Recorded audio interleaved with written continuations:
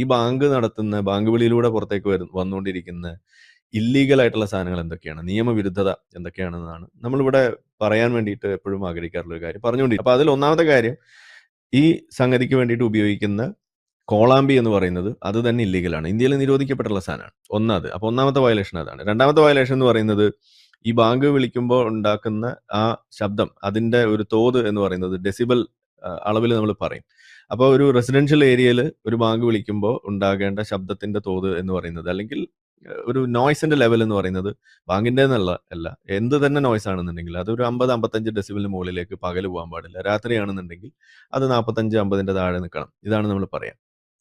ഇത് ഒരു പ്രധാനപ്പെട്ട കാര്യം.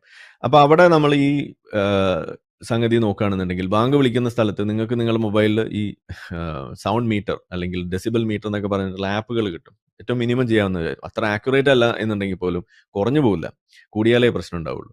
അപ്പൊ അവിടെ അത് നിങ്ങൾക്ക് വെച്ച് പരിശോധിക്കുകയാണെന്നുണ്ടെങ്കിൽ മിനിമം ഒരു 80, 90, 100, 120 ഒക്കെയാണ് അവിടെ ഡെസിബൽ സൗണ്ട് നമുക്ക് കാണാൻ കഴിയുക. അപ്പോൾ രണ്ടാമത്തെ വയലേഷൻ ഇതാണ്, നോയ്സ് ലെവൽ വയലേറ്റ് ചെയ്യുന്നു എന്നുള്ളതാണ് രണ്ടാമത്തെ കാര്യം. അപ്പോൾ കോളാമ്പി വയലേഷൻ, നോയ്സ് ലെവൽ വയലേഷൻ. മൂന്നാമത്തത് സമയമാണ്. അതായത് രാത്രി 10 മണി മുതൽ പുലർച്ചെ 6 മണി വരേക്കും ഈ തരത്തിലുള്ള ഒരു ലൗഡ് സ്പീക്കറിന്റെ ഉപയോഗവും അനുവദിക്കപ്പെടാത്തൊരു രാജ്യത്താണ് നമ്മൾ ഇരിക്കുന്നത്. പക്ഷെ അവിടെയും ഈ പറയുന്ന ഈ മുസ്ലിങ്ങളുടെ ഈ ബാങ്ക് വിളിക്ക് അതൊരു ഒരു ആനുകൂല്യം എന്നുള്ള രീതിയിൽ അവർ സ്വയം ഏറ്റെടുത്ത് അങ്ങ് ചെയ്യുകയാണ്. സത്യത്തിൽ അതിന് അനുവാദമൊന്നുമില്ല. അപ്പോൾ ഇവിടെ പുലർച്ചെ 5 മണിക്ക് 4 മണിക്കൊക്കെയാണ് ഈ പറയുന്ന ബാങ്ക് വിളിക്കുന്നത് നമ്മൾ കേൾക്കുന്നത്. അപ്പോൾ അവിടെയും ഈ വയലേഷനാണ്, ഈ ഇതിന്റെ സൗണ്ട് വയലേഷൻ അവിടെ, ഇതിന്റെ ടൈം ലിമിറ്റ് അവിടെ വയലേറ്റ് ചെയ്യാണ്.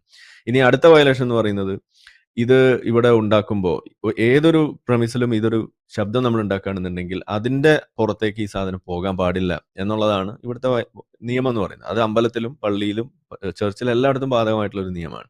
അങ്ങനെ മുസ്ലിം പള്ളിക്ക് മാത്രമായിട്ട് പ്രത്യേക നിയമമൊന്നും ഇവിടെ ഇല്ല. ഇതിനൊക്കെ ശക്തമായ നിയമങ്ങൾ ഇവിടെ ഉള്ളതാണ്. അപ്പൊ ഈ സംഗതി ഇങ്ങനെ ഉണ്ടായിരിക്കെ ഇത് കിലോമീറ്ററുകൾ അപ്പുറത്തേക്ക് എത്തിക്കാൻ വേണ്ടിയിട്ടാണ് ഈ കോളാമ്പി വെച്ചിട്ട് ഇത് ചെയ്യുന്നത്. അപ്പോൾ ശബ്ദത്തിന്റെ ദൂരം സംബന്ധിച്ചിട്ടുള്ള ഒരു നിയമം ഇവിടെ ഉണ്ട്. അതിനെയും ഈ പറയുന്ന സാധനം വയലേറ്റ് ചെയ്യണം. അങ്ങനെ നാലാമത്തെ വയലേഷനായി.